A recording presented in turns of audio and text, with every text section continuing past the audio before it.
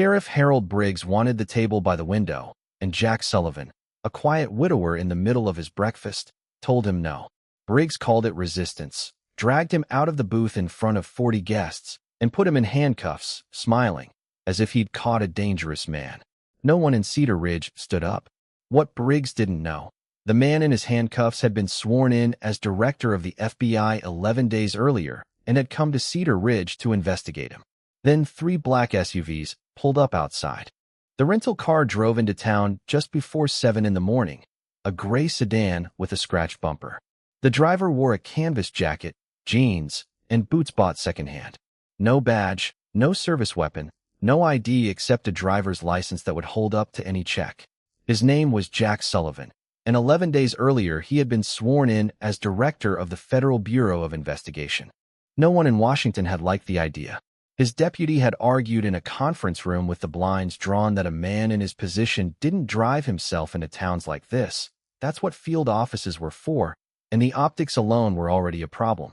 Jack listened to all of it, and then said only that reports from people who'd never been treated badly usually read very calm. They agreed on 2 conditions.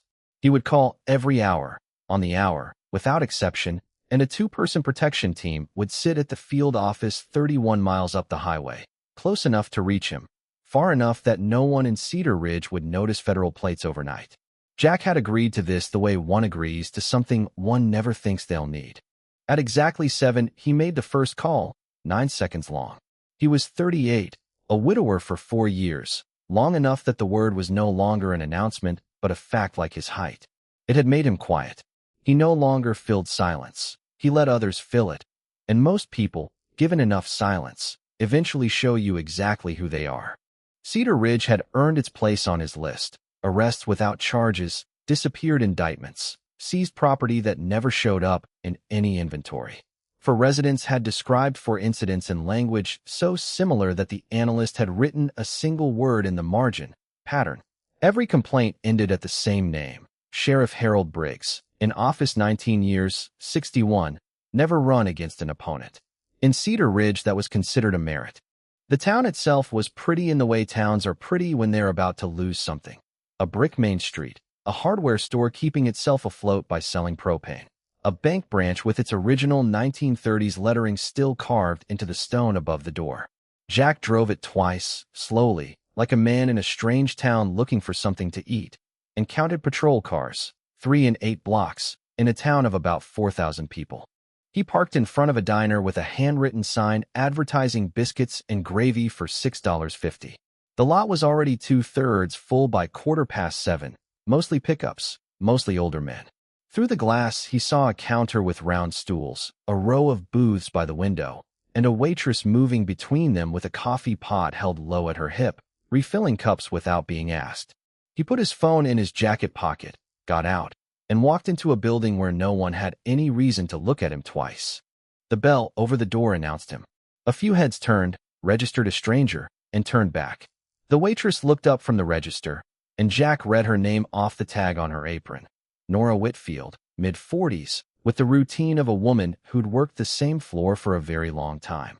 She told him he could sit wherever he liked, and he took the second booth by the window with a view of the door, out of a habit he hadn't consciously noticed in years. The vinyl seat had been patched with tape that almost matched perfectly. The window looked out on the parking lot and, across the way, the low beige building with the county seal that he'd already identified as the sheriff's office. Nora brought the coffee before he asked. He ordered scrambled eggs, bacon, toast, said he wasn't in a hurry. She took him for a passer-through, exactly what he wanted. The room around him was ordinary. Men arguing over a road proposal, a woman working a crossword, a radio hissing in the kitchen. He ate and thought he might spend 3 quiet days here. When the doorbell rang again, the room changed. Nothing dramatic, just a quarter quieter, several eyes dropping to their plates. Briggs came in, hat in hand, 2 deputies behind him. The older one, Vance, helped himself at the counter without asking. The younger one, Cole, stayed near the door, the only one of the 3 with his body camera on. Briggs worked his way warmly through the room, a hand on a shoulder here, a first name there.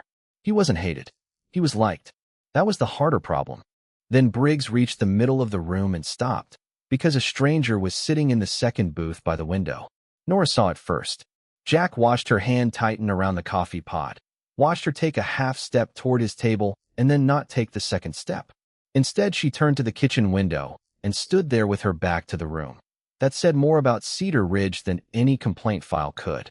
Martin Vance set his cup down on the counter. Ryan Cole raised his head.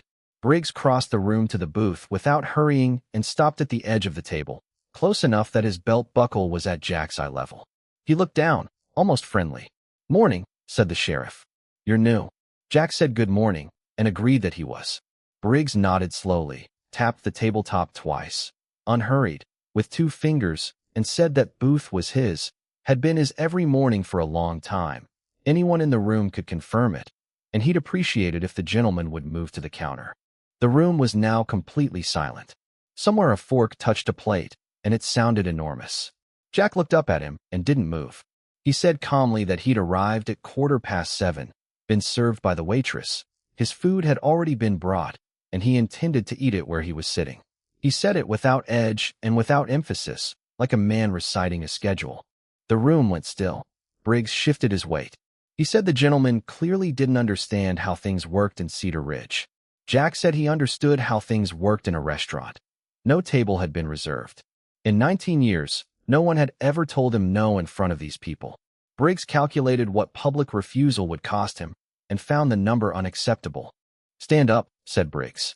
"For what reason?" Jack asked politely. That decided everything. Not the refusal, the question. Briggs turned to the room first, checked his audience, announced loudly that the man had twice failed to comply with a lawful order. He said the word resistance, twice, and by the second time he'd already come to believe it himself. Jack placed both hands visibly on the table, didn't resist, said he carried no wallet except in his right jacket pocket, and was unarmed, a sentence everyone would remember later. He stood, turned, put his hands behind his back himself, out of 10,000 repetitions of habit from the other side. The steel closed, 1 notch tighter than necessary. A man making a point, not securing a prisoner. 40 people, not a word.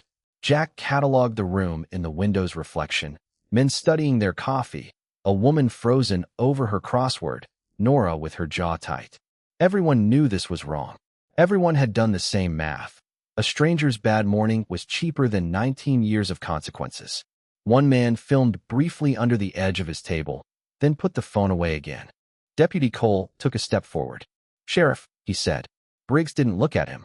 He said the deputy should hold the door. Cole stood there while somewhere behind the counter a clock ticked twice, and in the glass he saw the moment he decided not to be brave enough today. But the body camera stayed on, its little light steady on his chest. Cole went and held the door.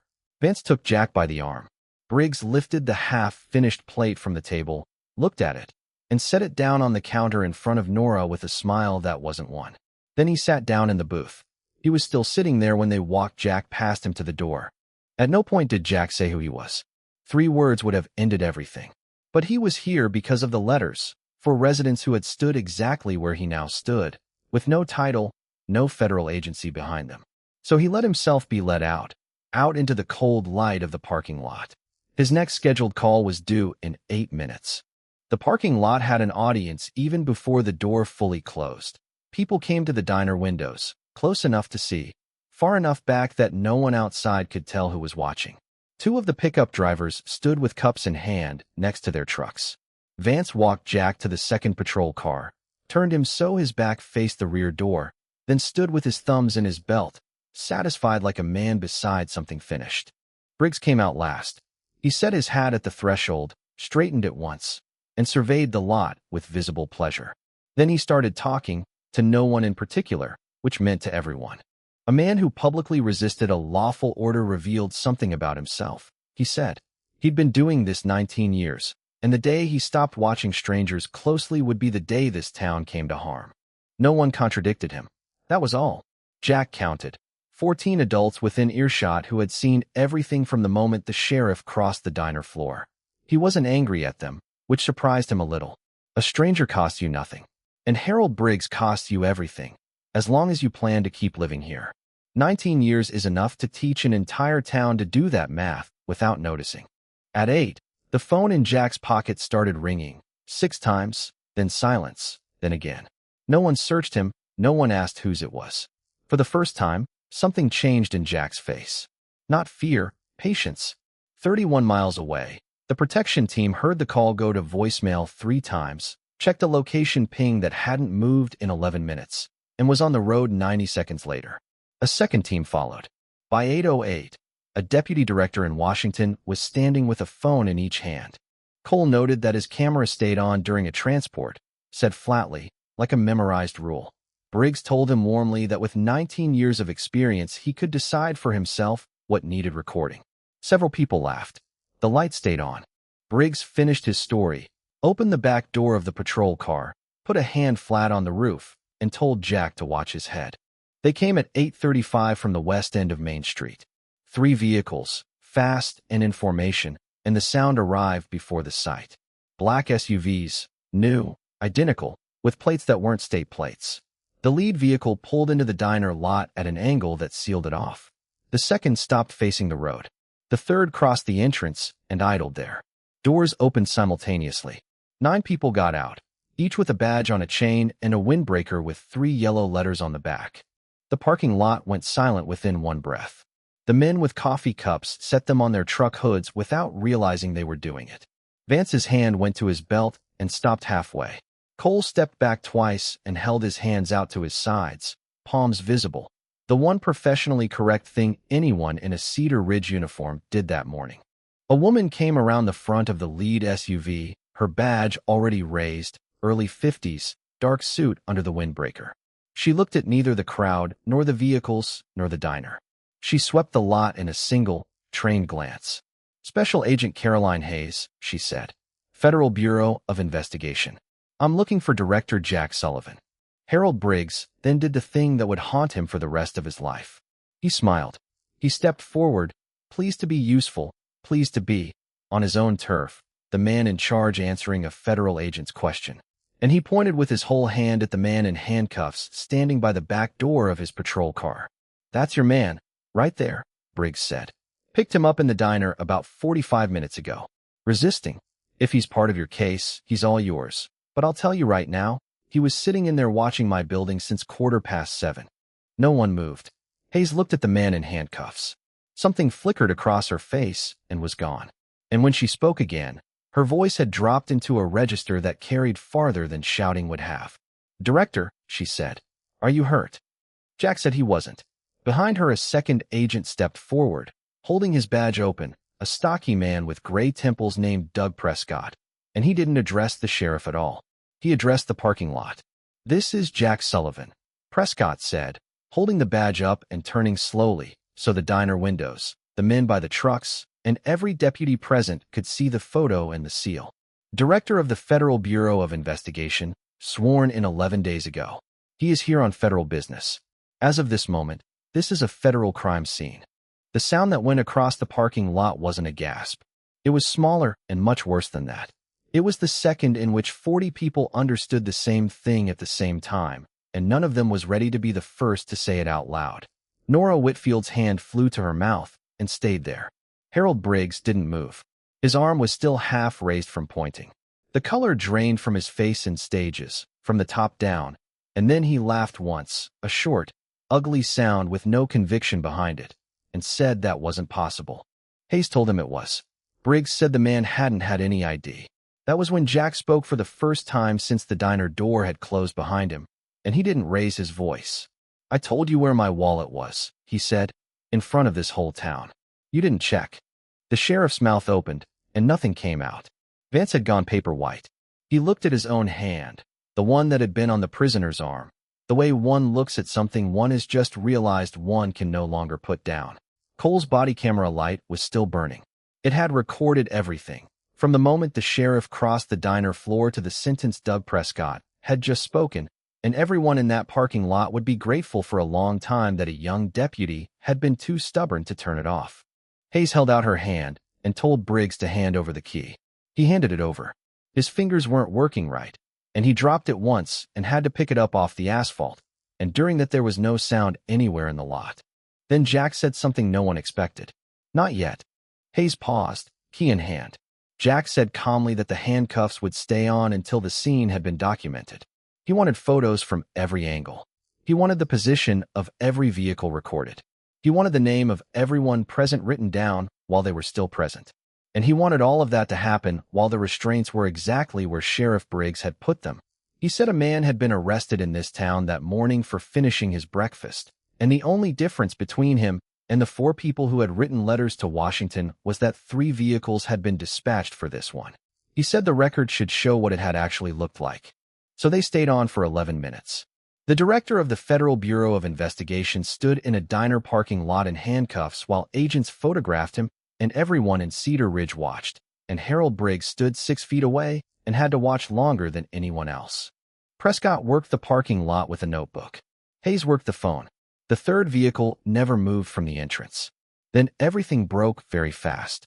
2 agents crossed the street to the beige building and served papers to the receptionist before she'd even properly stood up. The surveillance camera over the door, the one with the red light that had been pointed at the street all morning, came down from its mount within the hour and went into an evidence bag. So did the camera over the diner register, with Nora Whitfield's written consent, given so quickly she signed the form standing at the pie counter. At 9:15, from a terminal in his own department, Harold Briggs filed a supplemental report describing a suspect who had become physically aggressive in the diner and repeatedly refused to identify himself. 40 people had seen that hadn't happened. He filed the report while 9 federal agents stood in the parking lot outside his window. Server access was locked down at 9:40. Incident logs, arrest reports, evidence inventories, towing records, personnel files, 19 years of it sat under federal seal before noon, and the supplemental report went under with the rest, with an immutable timestamp 25 minutes old. Vance had his body camera taken. It held 9 seconds of footage for the entire shift, which itself became a document. Cole handed his over without being asked, unclipped it himself, and read out the serial number aloud before passing it on. Prescott looked at the steadily glowing light on the front, then looked at the deputy, and wrote something down. One of the men in a feed cap, a propane customer named Dale Hutchkins, waited until the lot had cleared and then came up to Prescott with his phone held in both hands. 22 seconds of video. The sheriff crossing the floor, the word resistance. He said he'd put it away because Vance had looked at him, and he'd sat in his truck for an hour deciding whether to come over. Prescott took the phone and told him he was the first person in that building to move. And then something began that no one had planned. People started coming across the street. The first was Thomas Garrett, 51, who ran the propane counter at the hardware store and had written one of the 4 letters.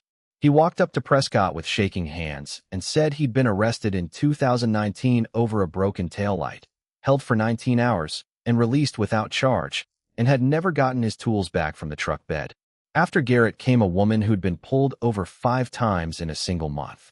After her, a man who'd been told exactly what would happen to his liquor license on a dark road with no camera running if he kept talking to the county about his brother. By noon, 9 of them stood in the parking lot. By 2, Hayes had stopped taking statements outside and opened a room at City Hall because the line was visible from Main Street. 19 years of quiet arithmetic, and the whole town was doing the math out loud now, all at once. The files needed no interpretation, which is the particular tragedy of men like Harold Briggs. They believe the danger lies in what people say. It almost always lies in what they wrote down. Elaine Foster, the county prosecutor, had a problem of her own. Her office had declined, over 6 years, to act on 9 excessive force complaints against the department, 7 of them without even opening a file.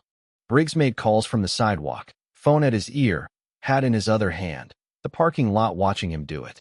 He called Mayor Walter Pratt, who listened for 90 seconds, said he needed to consult a lawyer, and hung up. He called Foster, who told him she was resigning and he should stop calling her. He stood there afterward with the phone still in his hand and dialed no third number, because there wasn't one. By early afternoon, 2 news vans stood at the west end of Main Street, a third arriving. The Bureau's press office issued a 4-sentence statement and answered nothing further. Jack Sullivan declined official comment and would keep declining for 17 days. At 3:15, in front of the department he'd led for 19 years, Ellis Warner, chair of the county commission, served Harold Briggs with an emergency suspension order, issued that morning by the state attorney general's office. Warner's hands weren't steady either. He read it aloud, because the order required it. Briggs handed Warner his service weapon and his badge. He removed the badge himself and set it on the hood of his own patrol car. The sound it made against the metal was very small. Then Prescott told him he was the subject of a federal civil rights investigation being run jointly with the Department of Justice, and read him his rights right there on the sidewalk. And the men from the pickup trucks were still there to hear it. 19 years. And it had taken one day. The strangest thing was that nothing in the file had ever been hidden. It had sat the whole time in that beige building, waiting for a morning when the man he picked turned out to be the wrong one. The town didn't celebrate. 40 people had watched a stranger get handcuffed for finishing his breakfast, and all of them had decided it wasn't worth their peace to say anything. That evening, Hayes asked Jack, in a room with folding tables, why he hadn't ended it in 4 seconds. There had been 3 moments where a single sentence would have stopped everything. Jack turned his coffee cup without drinking from it. For letters, he said, had landed on his desk the same week, all in almost identical language, and no one in that conference room had ever stood there themselves. No one had come for Thomas Garrett, he said. The only difference was that his own phone had already been ringing. If he'd identified himself, the department would have produced a clean report by noon, and all 19 years would have stayed exactly where they were. The arrest was the one piece of evidence no one could argue with. 2 days later, on the steps of the sheriff's office, Jack met Briggs, now in a windbreaker, no uniform, exactly what he was, a 61-year-old man who'd run out of phone numbers to call. Briggs listed his record. No killings since 2011, 1 family saved. Jack said every word of it was true and would go to the prosecutor's office along with everything else. Then Briggs said none of this would have happened if a stranger hadn't sat down in his booth and didn't finish the sentence, because he heard himself saying it. No, said Jack. 14 reports had been altered before he'd ever crossed the county line. None of that had anything to do with the booth. It would have fallen the same way if I'd been nobody. Jack flew back to Washington, Hayes stayed. The Justice Department's Civil Rights Division took the case jointly with the Bureau, and charges came within 2 weeks: deprivation of rights under color of law, falsification of records, conspiracy. Vance resigned by letter, which didn't change his liability. The mayor didn't resign, but stood up at a packed council meeting and said he'd eaten breakfast 2 booths from that window for 6 years and never asked a single question, the first honest thing he'd said in a long time.